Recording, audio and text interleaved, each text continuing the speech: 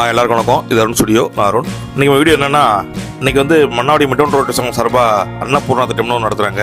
அதுக்காக நம்ம வந்திருக்கோம். எங்கே வந்திருக்கோம்னா, மன்னாடி கால்நடை மருத்துவமனைக்கு தான் வந்திருக்கோம்.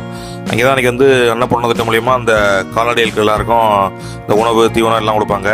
அதுதான் வந்திருக்கோம். இது மன்னாடி மிட்டோன் ரோட்டு சங்கம் நடத்தும் இந்த 3 சேவை திட்டமாக வச்சுருக்காங்க. இன்றைக்கி எப்படின்னா, அன்னபூர்ணா திட்டம் அண்டு மருத்துவ தினம் அன்றைக்கி, அது இல்லாமல் ஆடிட்டர் தினம், இந்த 3 தினத்தையும் ஒன்றா கொண்டாடினாங்க அன்றைக்கி. அது இல்லாமல் இன்றைக்கி கால்நடை மருத்துவமனைக்கு வந்திருக்க நாய், ஆடு, மாடு எல்லாத்துக்கும் தீவனம்லாம் ஃப்ரீயாக கொடுத்தாங்க.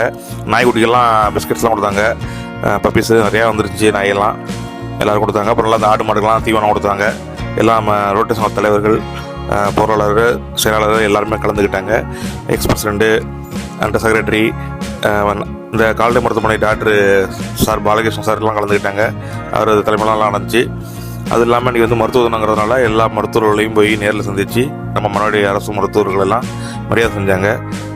அதன் பிறகு மன்னாடி மிட்டோன் ரோட்டரி சங்க தலைவர்கள், செயலாளர்கள், பொருளாளர்கள், செக்ரட்டரி, டாக்டர்ஸ் எல்லாருக்குமே வந்து இன்றைக்கி சேவை திட்டத்தில் ஈடுபட்ட அனைவருக்கும் வந்து மரியாதை செய்யப்பட்டுச்சு.